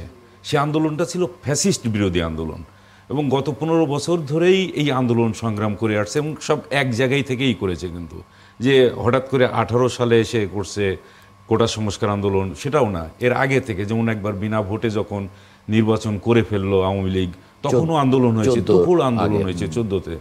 তারপরে 2018 সালে ওই একইভাবে বিনা আগের রাতেই ভোট করে ফেললো। তো এই আন্দোলন সংগ্রামে তো সবাই মাঠেই ছিল। এখন কিছু ছোটোখাটো বিরোধ নিজেদের মধ্যে থাকবে, কিন্তু এইটাকে এমন একটা জায়গায় পর্যায়ে নিয়ে যাওয়া ঠিক হবে না যার ফাঁক ফোকর দিয়ে আবার সেই ফ্যাসিস্টের কোনো কিছু ঢুকে পড়তে পারে। কেননা এখন সময় তো এসেছে সবাই মিলে যদি দেশটাকে পুনর্গঠিত করতে পারে। কারণ আপনি দেখেন অর্থনীতির দিকে যদি তাকান, বিভিন্ন জায়গায় ফোকলা করে দেওয়া হয়েছে। 28 লক্ষ কোটি টাকা একটা এতটুক ছোট্ট একটা দেশ থেকে যখন লুটপাট করে বাইরে নিয়ে যাওয়া হয়, সেই দেশের অর্থনৈতিক অবস্থাটা কি থাকে। যদিও এখন দেখানো হচ্ছে যে রিজার্ভ অনেক ভালো, কিন্তু বিনিয়োগের চেহারা তো ততটা ভালো না। কারণ এই বিষয়গুলো তো এখন পলিটিশিয়ানরাই সিদ্ধান্ত নেবে যে আমরা পরবর্তীতে কিভাবে ঐক্যবদ্ধভাবে কাজটা করতে পারি, এগিয়ে নিতে পারি। আমরা এই পর্যায়ে একটু দেখে নেব আগামীকাল সকালে যে পত্রিকাগুলো আপনার হাতে পৌঁছবে, সেই পত্রিকাগুলো কি শিরোনাম করেছে আজকে। শুরুতেই যুগান্তর, বাড়ছে নাশকতার সন্দেহ, এবার টার্গেট কি পোশাক শিল্প। বণিক বার্তা, অর্থনীতির গতি স্লথই থাকছে চলতি প্রান্তিকে। দৈনিক ইনকিলাব, নির্বাচন ঠেকানো পোশাক খাতি টার্গেট, শত শত কোটি টাকার পণ্য পুড়ে ছাই। দৈনিক জনকণ্ঠ, কার্গো ভিলেজে পুড়েছে 9,000 টন পণ্য, অগ্নিকাণ্ড মোকাবেলার সক্ষমতা নেই বেবিচকের। খবরের কাগজ, শাহজালালে কার্গো ভিলেজ ভস্মীভূত। আমাদের সময় 19 দফায় চিঠি পেয়েও ঘুম ভাঙেনি কর্তৃপক্ষের। Daily Times of Bangladesh, judicial backdoor opens, flood gate for new parties. Daily Observer, fire at Hazrat Shahjalal international airport fully used in 27 hours। এই ছিল পত্রিকাগুলোর শিরোনাম আজকে। আমির ইসলাম কাগজি, শিরোনামে অনেকগুলো কথা আছে, কিন্তু আমরা যে আলোচনার মধ্যে ছিলাম সেই আলোচনায় যদি সেটা একটু এখানে খুব বেশি নেই, খুব বেশি মানে আজকের পত্রপত্রিকায় সেই বিষয়গুলো নেই বললেই চলে। হ্যাঁ, এখানে কিন্তু আবার নাশকতার বিষয়টা আছে, কিন্তু আবার আমরা অনলাইন যে পোর্টালগুলো দেখেছিলাম, পোর্টালগুলোতে আবার খুব ইম্পর্টেন্ট দিয়ে বলা হচ্ছিল। যেমন স্বাধীন মালিকের একটা সাক্ষাৎকার বিডি নিউজ 24-এ তারা করেছে, সেখানে তিনি বলেছেন যে বর্তমান যে সংবিধান সেটা অনুযায়ী সংবিধান সংস্কার বা সংশোধনের ক্ষমতা নির্বাচিত সংসদের। এখন আমি আপনি জোর করে বলতে পারি যে আমি যেটা বলছি সেটাই সংবিধান। আইনের দৃষ্টিভঙ্গি থেকে এরকম উদ্ভট কথা বলার তো আমি কোনো উদ্দেশ্য দেখি না। উনি আরো খুব ডিটেইলে বলেছেন এগুলো, উনি অনেক শব্দ ব্যবহার করেছেন যেগুলি খুবই বলেছেন যে একেবারেই মানে এটা মোটা দাগে হয়তো এইরকম একটা বিষয় আসতে পারে যে আপনি বসছেন পলিটিক্যাল একটা টেবিলে, এখন সেইটা পলিটিক্যালি সলিউশন করতে হবে, আপনি রাজনৈতিকভাবে সমাধান করবেন। এখন রাজনৈতিকভাবে সমাধান করতে গিয়ে যদি আবার আইনি কাঠামোর মধ্যে নিয়ে আসেন, তাহলে কি হলো, ওই জগা খিচুড়ি যেটা যে অবস্থানে দাঁড়ায় সেইটাই হয়ে যাচ্ছে। সেই কথাটাই মূলত উনি বলতে চাচ্ছেন যে আইনকে আইনের গতিতেই চলতে দেন। যদি সংবিধানের মধ্যে নিয়ে আসতে চান তাহলে সংবিধান যে ধারা বা যে অবস্থায় আপনাকে সামনে এগিয়ে নিতে বলে, এই যে গণভোট বলেন, তারপরে আরও যে সমস্ত বিষয়গুলো আছে সেই ধারার দিকেই যান। আর এদিকে আপনি যখন পলিটিক্যাল সলিউশনের দিকে যাচ্ছেন তখন আপনি রাজনৈতিকভাবে একমত তো আপনি অলরেডি হয়ে গেছেন। আপনি এখানে তো জুলাই সনদে যখন স্বাক্ষর করেছেন তখন কিন্তু আপনি রাজনৈতিকভাবে একটা সমাধানে চলে আসছেন। এটাকে আবার ওই যে কি বলে নির্বাচনের আগে আর একটা গণভোট করতে হবে, এই সমস্ত দাবি নিয়ে যদি আপনি সামনে আসেন। না, উনি কিন্তু গণভোটের কথা পরিষ্কার করেছেন যে গণভোট তো এইভাবে হয় না, তো আগে তো হয় না, আইনগতভাবে এটি করতে পারবেন না বলে ওনার মত। গণভোট আপনি 91-এর কথা আপনার মনে আছে কিনা, যখন তত্ত্বাবধায়ক ওই সময় দেখেন, যখন আমাদের পলিটিক্যাল সিস্টেম যে ছিল প্রেসিডেন্সিয়াল ফর্ম অফ গভর্নমেন্ট থেকে আমাদের পার্লামেন্টারি ফর্ম অফ গভর্নমেন্টে আসা হলো, তখন যে সংশোধনীটা হলো এইটার জন্য কিন্তু গণভোটে যেতে হয়েছে পার্লামেন্টে পাস হয়ে যাওয়ার পরে। এইটা আইনি ব্যাখ্যাটা নেই, কারণ আমার আইনজীবী, আমরা আসলে দুজন সাংবাদিক, আমরা ওনাদের কাছ থেকে শুনেই আমাদের বলতে হয় আসলে আইনি বিষয়গুলো। অ্যাডভোকেট আতিকুর রহমান উনি বলছেন যে সবগুলো দলকে একমত হতে হবে, সব বিষয়ে সব দলের ঐক্যমত্য হবে, এটা একটা উদ্ভট ধারণা। 30-40টা দল মিলে একটা সিদ্ধান্ত নিচ্ছে, এটাও বা কম কি? মানে এটা তো তিনি বলছেন যে দলগুলো কাছাকাছি আসছে, কথা বলছে, কিন্তু যদি সবগুলো দল সব বিষয়ে একমত হয়ে যায় তাহলে তো আলাদা আলাদা দল থাকার প্রয়োজনীয়তা নেই। উনি বলছেন যে তাহলে তো দলগুলোর তো স্বতন্ত্র থাকে না। আতিকুর রহমান, আপনারা যে দাবি নিয়ে এখন মাঠে আছেন যে মানতে হবে আমার এগুলো, সব দলকেই মেনে নিতে হবে, মানে সেটার সঙ্গে এটা মানে কিভাবে কি বলবেন? জি, ধন্যবাদ আপনাকে। আমরা দাবি করেছি, আমরা দাবির সপক্ষে আমরা যুক্তিও দিয়েছি কিভাবে কোন প্রক্রিয়া এটাকে আইনি ভিত্তি দেওয়া সম্ভব। স্বাধীন মালিক সাহেব উনি নিঃসন্দেহে একজন আইনজ্ঞ, উনি ওনার ওপিনিয়ন ব্যক্ত করেছেন। আমাদের ঐক্যমত কমিশন যাদের সাথে আলোচনা করেছেন বিশেষজ্ঞ, তারাও তো এই ব্যাপারে একমত হয়েছেন যে আইনের ভিত্তি দিতে হবে। আইনের ভিত্তি দেওয়া ব্যতীত এই সামাজিক যে চুক্তি আমরা করেছি এটাকেও মানতেও পারে, নাও মান। দেখেন, আমরা যখন ছোট ছিলাম দেখতাম আমার টিভিতে আব্দুল জলিল সাহেব আর আব্দুল মান্নান ভূঁইয়ার হলো ডায়লগটা, আজকে সফল কালকে ব্যর্থ, আজকে সফল কালকে ব্যর্থ। বাংলাদেশের দীর্ঘকালের রাজনৈতিক ইতিহাস বলে আমরা পলিটিশিয়ানরা কথা রাখি না। আমরা বিরোধী দলে গেলে এক অবস্থানে থাকি, আমরা সরকার আরেক অবস্থানে থাকি। বাংলাদেশের বাস্তবতা হচ্ছে সবাই ডেমোক্রেসি বুঝে হলো অপোজিশনে থাকলে, যখন তিনি পাওয়ারে যান তখন তার কাছে ডেমোক্রেসির সংখ্যাটা ভিন্ন হয়ে যায়। আমরা যেটা আমাদের দাবি, দেখুন এই যে আমরা একটা সুযোগ আমরা পেয়েছি, একটা রাষ্ট্র সংস্কারের সুযোগ। আওয়ামী লীগ 15 বছর দেশের সব কাঠামোকে ধ্বংস করে ফেলেছে। আমরা চাই নতুন বাংলাদেশ, যেখানে আমাদের দলীয় কোনো স্বার্থ নয়, যাতে করে হানাহানি না হয়, যাতে করে একটা টেকসই বন্দোবস্ত আমরা সেখানে পেয়ে যাই, যাতে করে আমাদের আবার রাস্তা আমাদের নামতে না হয়। তার জন্য আমরা বলেছি যে আমরা একটা ভালো নির্বাচন চাই, আমরা একটা টেকসই গভর্নমেন্ট চাই, যাতে করে একটা ভারসাম্যপূর্ণ সরকার সেখানে আসে। এই জন্য জামাত ইসলামী বলেছে যে আমাদের আইনের ভিত্তি দেন। আইনের ভিত্তি ভাবে জামাত অনেক সেমিনারও করেছে, সভাও করেছে। আইনি কোন কোন দিকের বিগত সময়ে কোন দিকে কিভাবে আপনার অ্যামেন্ডমেন্ট হয়ে কিংবা গণভোট হয়ে কিভাবে সব জামাত ইসলামী বলেছে। আমার সরকারের কাছে জামাত সে ব্যাপারে তার আইনি দিকগুলো উপস্থাপন সেখানে করেছে। দেখুন এখন আমাদের যারা ডিবেট করছে এখানে, আমরা মনে করি দায়িত্বটা এখন সরকারের কাছে, সরকারের কাছে, কিন্তু উনি বলছেন যে সরকারের কাছেও এটা কিছু নেই। অ্যাডভোকেট আতিকুর রহমান, তাকে ভূমিকা রাখা উচিত। অ্যাডভোকেট আতিকুর রহমান, আমি একটু অ্যাডভোকেট হুমায়রা নূর আপনার মন্তব্য জানি যে উনি বলছেন যে উনি বলছেন, আসবো আপনার কাছে আবার আতিকুর রহমান, আসবো আপনার কাছে। অ্যাডভোকেট হুমায়রা নূর, স্বাধীন মালিক বলছেন যে ধরে নিলাম রাষ্ট্রপতি এটাকে অধ্যাদেশ জারি করলেন, কিন্তু অধ্যাদেশ হলো নির্দিষ্ট সময়ের জন্য একটা আইন, খণ্ডকালীন আইন, যেটা পরবর্তী সংসদ বসলে আপনা আপনি বিলুপ্ত হয়ে যাবে। অতএব এখন অধ্যাদেশ জারি করলেও এই অধ্যাদেশ তো বিলুপ্ত হয়ে যাবে। অ্যাডভোকেট হুমায়রা নূর, জি, এই বিষয়টা আমরা কয়েকটা জায়গায় ক্লিয়ার করেছি যে এটা অধ্যাদেশ হিসেবে জারি করলে এইটা হবে না, কারণ এই যে আমরা যে সংবিধান সংস্কারের যে আলাপগুলো, সংবিধানের মূলনীতি পরিবর্তনের যে আলাপগুলো, এটা একটা অধ্যাদেশ দিয়ে পরিবর্তন করা সম্ভব না, কারণ this conversation is beyond the existing laws that can be change with এই ধরনের অধ্যাদেশ দিয়ে। কিন্তু আপনাকে এটার জন্য পাশ করতে হবে একটা অর্ডার, যেটার মাধ্যমে যেটা একটা বিশেষ আদেশ দিতে হবে, যেটাকে আমরা বলছিলাম জুলাই সনদ বাস্তবায়ন আদেশ। এই নামকরণটা আমরা চেয়েছিলাম যে এই আদেশটা, আচ্ছা এই আদেশটা রাষ্ট্রপতি দিতে পারতেন, কিন্তু এই রাষ্ট্রপতি তো জুলাইয়ের যে আকাঙ্ক্ষা বা জুলাইয়ের যে স্পিরিটটা সেটা ধারণ করে না, সেটা চুপপুত আওয়ামী লীগের রাষ্ট্রপতি। সুতরাং তার দ্বারা এই অর্ডারটা যদি ডিক্লেয়ার্ড হয়, সেই বিষয়ে আমরা একেবারেই দ্বিমত পোষণ করছি। আমাদের দাবি হচ্ছে এই যে বিশেষ আদেশটা, এই বিশেষ আদেশটা জনগণ যে অন্তর্বর্তীকালীন সরকারের প্রধান হিসেবে যাকে দায়িত্ব দিয়েছে, সেই অন্তর্বর্তীকালীন সরকারের প্রধান উনি পাঠ করবেন এবং তার ভিত্তিতে, এই আদেশের ভিত্তিতে গণভোট হবে এবং গণভোটের ম্যান্ডেট অনুযায়ী এটা কি সম্ভব? এটা কি কোনো আইন এটা পারমিট করবে? এই আপনার তো বিদ্যমান আইন তো বাংলাদেশের যে সংবিধান, একটা যখন গণ অভ্যুত্থান হয়, বিপ্লব হয়, তখন সংবিধান কিন্তু জেপারডাইজ হয়ে যায়।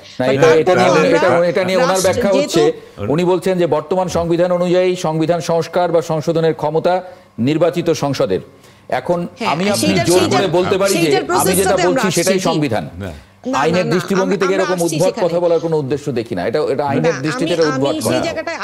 সেই জায়গাটায় আসছি। তো আমরা যেটা চাচ্ছি যে এই জুলাই সনদের ভিত্তিতে, এই আদেশের ভিত্তিতে গণভোটটা হবে এবং গণভোটে মানুষের যে ম্যান্ডেটটা আসবে, সেই ম্যান্ডেটটা মানে এই জুলাই সনদের পক্ষেও যেতে পারে, বিপক্ষেও যেতে পারে, বাট মানুষ যেটা সিদ্ধান্ত নিবে সেইটাকে আসলে সেটার বাস্তবায়ন করবে পরবর্তী জুলাই সনদ যেটা আপনারা করছেন, এই জুলাই সনদের বিরুদ্ধে যদি কেউ একজন ব্যক্তিও যদি মতামত দেয়, তাহলে সেটা কি আপনাদের জন্য কোনো সুখকর হবে?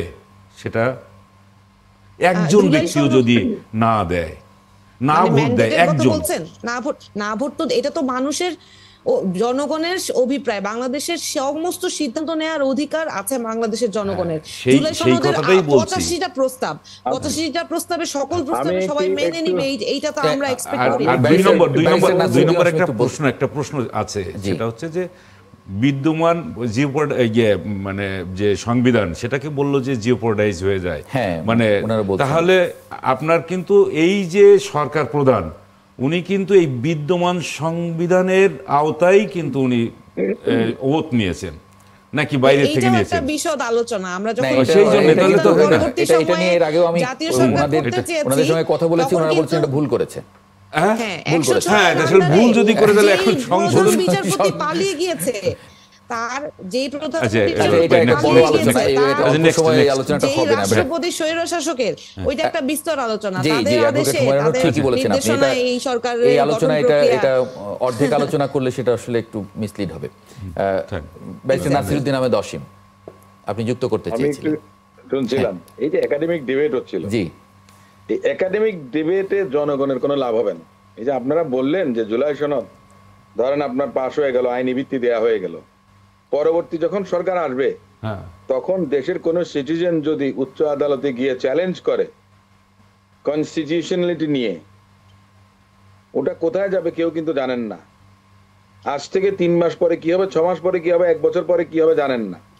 নীতিগতভাবে বিএনপি মনে করেন যে হা না ভোট আপনার হওয়ার জন্য বলেছে, এবং সেটা নির্বাচনের দিন বলেছে কেন, যে আপনার মনে করেন যে কস্ট ইফেক্টিভ হবে। এটা ছিল একটা কারণ। আপনারা কি কেউ একবারও ভেবে দেখেছেন যে জুলাই সনদ যদি পাশ হয় আওয়ামী লীগ ইতিহাসের আস্থা করে যাবে? এই জুলাই সনদের জন্য হা না ভোট যদি হয়, আওয়ামী লীগের সমর্থকরা এসে ভোট দিয়ে না জয়যুক্ত করে দেবে? একবারও কেউ ভেবে দেখেছেন? সবাই নিজের স্বার্থটা কিন্তু দেখছে আমরা তো আমি একটু হুমায়রা, আমি একটু বলি, একটা কথা বলি, এখনো বলছি, 106 আর 7 এই বিতর্ক মনে করেন পাবলিক বোঝে না। জনগণ সকল ক্ষমতার উৎস, এবং যে spirit and will of the people's pious wish, the reflection, the government is that reflection. এবং সেটাতে একটা মতামত চাওয়া হয়েছে 106। সরকার তো 106 এর সোর্স না, তো জি ওটা জাস্ট ক্ল্যারিফাই করে will of দিয়েছে, people, এইটুকু। exactly, আমার will of কথাটা- হ্যাঁ, government তো তাহলে সেটা- basis হচ্ছে সেইটা will of derive- people। ওইটা ডিরাইভ করেছে কোথা থেকে? আর্টিকেল 7 থেকে। এখন আপনারা যদি বলেন যে জেপার্ডাইজ হয়ে গেছে কনস্টিটিউশন, এইসব একাডেমিক ডিবেট আমরা করতে পারি। আপনিও লয়ার, আপনার জামাই লয়ার, আপনার শ্বশুর লয়ার, আমাদের অ্যাডভোকেট আতিক লয়ার, সবাই যান রিড জুরিসডিকশনে, ওই বলেন যে আমার আর্টিকেল 27, আমার 29, আমার 30, 31, 42 কত কিছু আমরা বলি, সবকিছু যাই, সবকিছু আমরা ইনভোক করতে যাই। কার আন্ডারে? ওই 102 এর আন্ডারে যাই। অ্যাপিলেট ডিভিশনে আমরা 103, 4 এইসব নিয়েই থাকি।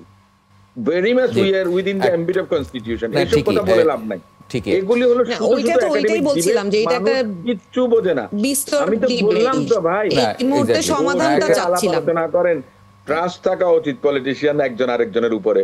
ওই সংস্কৃতি আওয়ামী লীগ নষ্ট করেছে, তাই বলে আপনি আমি করবো না, চেষ্টা করব না, এটা তো হয় না। সনদ দিতে হবে, আইনি ভিত্তি দিতে হবে, সিলগালা করে একেবারে প্যাক করে দিতে হবে, নাইলে তো এটা আপনার তলে জি। থেকে বিড়াল বেরিয়ে যাবে। এক্স্যাক্টলি এইটা ফিরবো কাম্য এই না ভাই, এই এটা কাম্য আলোচনায়। না। যত আলোচনাই করেন, এর পরের জন এসে যদি না মানে, না মানলে কিছু করার নেই। কোনো- এবং আপনি যেটা বললেন সেটা তো ঠিক। এখনো যদি কোন আদালতে- নাগরিক গিয়ে উচ্চ আদালতে যান, আদালতে চ্যালেঞ্জ হলে চ্যালেঞ্জের তখন সম্মুখীন তখন যদি আসলে আইনি এটা তো আমরা তো বিষয় অনেকগুলো থাকে, প্রশ্নবিদ্ধ অনেক হবে। এই হ্যাঁ। সমস্ত না, ওই বিষয় কারণেই প্রশ্নবিদ্ধ গণভোটের হবে। কথাটা আসছিল যে একটা বিরতি নিয়ে আমি ফিরে মানুষের mandate একটা যদি- বিরতি নিয়ে হুমায়রা নূর, একটা বিরতি নিয়ে ফিরে আপনার কাছে একটু। আমরা যে আলোচনায় ছিলাম, অ্যাডভোকেট হুমায়রা নূর, আপনাকে দিয়ে শুরু করতে চাই। যদি ছোট করে 1 মিনিটের মধ্যে যদি এটা ছাড়তে পারেন। ধরেন আমি গণভোটে দিলাম, গণভোটে পাশও হয়ে গেল, এরপরে আমি উচ্চ আদালতে গিয়ে মামলা করে দিলাম যে এই গণভোটের প্রক্রিয়াটা ঠিক হয়নি, সংবিধান সম্মত হয়নি। কারণ রাষ্ট্রপতির কাছে যাবে, রাষ্ট্রপতি গণভোটে, সংসদ থেকে রাষ্ট্রপতির কাছে যাবে, রাষ্ট্রপতি গণভোটে দেবেন, তারপরে এটা আইন পাশ হবে। কিন্তু এই প্রক্রিয়াটা যখন মেনটেন হলো না, তখন আমি যদি উচ্চ আদালতে চ্যালেঞ্জ করি, তখন তো যে কোনো কিছু হতে পারে। দেখেন, বাংলাদেশের ইতিহাসে এর আগেও তো গণভোট 3 বার হয়েছে। একবার সংস্কার প্রশ্নে, আর 2 বার হচ্ছে প্রশাসনিক ইস্যুতে। তো বাংলাদেশের মানুষ যদি একটা গণভোট করে একটা বিষয়ে ম্যান্ডেট দেয়, এবং সেইটার বিষয়ে রিট একদম যে রিট হতে পারবে না, সেইটারও আসলে সুযোগ আমরা নাকচ করে দিচ্ছি না। এটা আপনি যে সম্ভাবনার কথা বললেন সেটা হতেই পারে, কিন্তু দিন শেষে আমাদেরও তো যুক্তি আছে যে কি কারণে এইটা ভ্যালিড হবে, এবং সেইটাকে আবার ভ্যালিডিটিটা এনশিওর করবে তো নেক্সট পার্লামেন্ট। এমন না যে নেক্সট পার্লামেন্ট এই যে ডিসিশন গুলো হয়েছে ঐক্যমত্য কমিশনে, সেইটা তারা, আমি তো বিশ্বাস করতে চাই যে ধরেন যেই ক্ষমতায় আবার যাক, অসীম ভাই যে সে বলছিলেন যে কিন্তু- যদি ফ্যাসিস্ট সরকারের সমর্থকরা যদি এটা ওইটা উনি বাতিল করে দেয় সম্ভাবনার ভোট কথা দিয়ে, বলেছে, কিন্তু আমরা মানুষের উপরে এতটুকু আমাদের আস্থা আছে যে এই মুহূর্তে বাংলাদেশের মানুষ, আপামর জনগণ, জুলাই যারা দেখেছে, আমি জুলাই নিয়ে আমরা কথা বললেই আপনারা অনেকে বলেন যে জুলাই বিক্রি করছে, কিন্তু জুলাই সাধারণ মানুষ দেখেছে। এবং জুলাই শুধু আমার আপনার রাজনৈতিক দলের বিপ্লব বা গণ অভ্যুত্থান ছিল না, জুলাই ছিল সমগ্র বাংলাদেশের মানুষের। এবং বাংলাদেশের ওই মানুষের উপর আপনাদের বিশ্বাস আছে, ওই বিশ্বাস থেকে সেই দিনই আওয়ামী লীগকে রিজেক্ট করেছে, এবং তারপরেও সমর্থক আছে। ভিন্ন হুমায়রা, একটু বলে রাখি, বাস্তবতা ভিন্ন। আওয়ামী লীগ যখন মিছিল করতে নামে, আওয়ামী লীগকে প্রতিরোধ করার জন্য কেউ আসে না রাস্তায়। না দেখেন, সব সময় তো হানাহানি করতে মানুষ রাস্তায় নামবে না। একটা স্পেস দিয়ে দিচ্ছে, এই দেশের জনগণ স্পেস দিয়ে দিচ্ছে। সব সময় বাংলাদেশের মানুষের গোল্ডফিশ মেমোরি। হ্যাঁ, দ্যাটস ট্রু, এইটা ট্রু যে মানুষ অনেক সময় ভুলে যায়, বাট তারপরেও যখন সিদ্ধান্ত নেওয়ার সময় আসবে, তখন মানুষ কিন্তু ভুল করবে না বলেই আমাদের বিশ্বাস। মানুষের উপরে, তারপরেও দিন শেষে আসলে মানুষের উপরে বিশ্বাস রাখতে হবে আমাদের, আর কোনো তো উপায়ও নেই। অ্যাডভোকেট আতিকুর রহমান। জি, এই প্রসঙ্গে আমি বলবো, দেখুন, যদি কোর্টে যাওয়ার সুযোগ থাকে, গণভোট হলে তো একটা কিছুটা বৃত্তি আমাদের মজবুত থাকে। যদি গণভোট আপনি নাই করেন, তাহলে আরো বেশি সুযোগ থাকবে। যে ইলেকশনটা আপনি করবেন 26 সালে, এর বৃত্তিটা কি বলুন? ইলেকশন তো হওয়ার কথা আমাদের সংবিধান অনুযায়ী 2028-29 সালে গিয়ে, তার মানে গণভোট হওয়ার মধ্যে দিয়ে একটা বেস তৈরি হবে না। আমরা একটা ঘটনা ঘটেছে, এটা সনদ হয়েছে, মানুষ তার পক্ষে একমত হয়েছে, তার ভিত্তিতে নির্বাচনটা হচ্ছে। এখন যেটি হয়েছে একটা সামাজিক চুক্তি হয়েছে। এই যদি এটাকে এই অবস্থা আপনি রাখেন, এটার আশঙ্কা বেশি এটা কোর্টে যাবে। যখন গণভোটটা হবে, হ্যাঁ হয়তো কোর্টে যাবে, কিন্তু তখন বেস থাকবে না। এই কাজটা এমনিতে হয় না, এর সাথে জনগণের একটা এঙ্গেজমেন্ট ছিল, জনগণের অপিনিয়নটা দিয়েছে, সুতরাং জনগণের আতিকের কাছে একটা প্রশ্ন। আচ্ছা অ্যাডভোকেট আতিক, আমি এটা খুব ভালো বুঝতেছি না। আপনি বলছেন যে পার্লামেন্ট ইলেকশন হওয়ার কথা হচ্ছে 2028-29-এর দিকে, কেন আপনি এটা বলছেন? আমারও প্রশ্ন ছিল কেন কেন বলছেন এটা, বলেন তো দেখি, ব্যাখ্যাটা দেন। আমাদের একটা এখন কি পার্লামেন্ট আছে?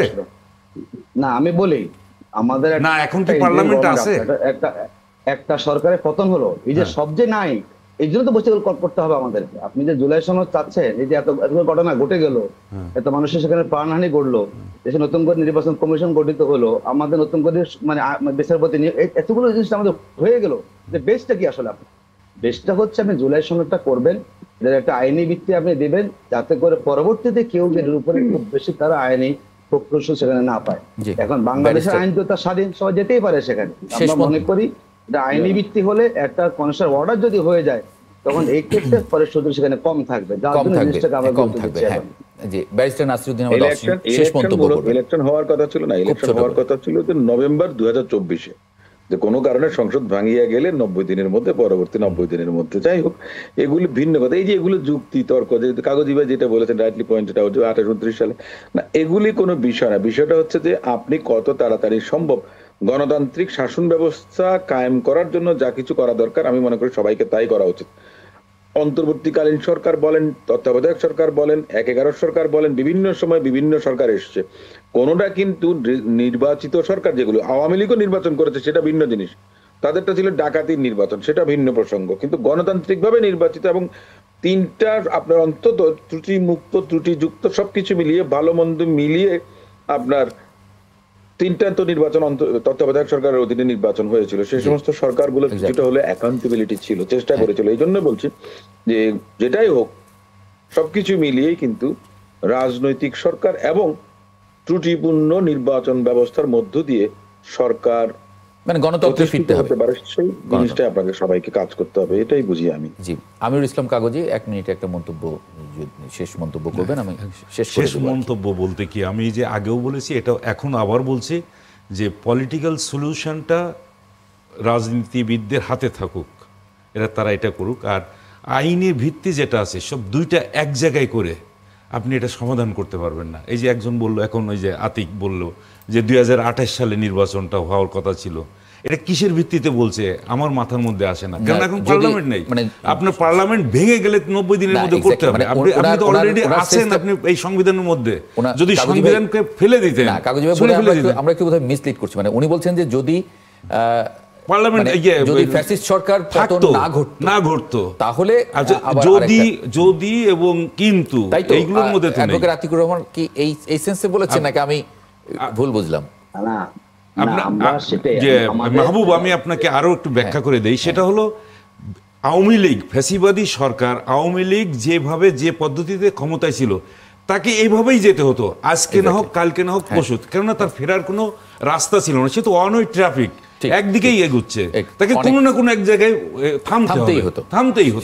সেটা এইভাবেই সেই থেমেছে আমাদের 2024-এর আগস্টের 5 তারিখে, এইখানে থামতে হয়েছে। আমিরুল ইসলাম কাগজি, অনেক ধন্যবাদ যুক্ত হওয়ার জন্য।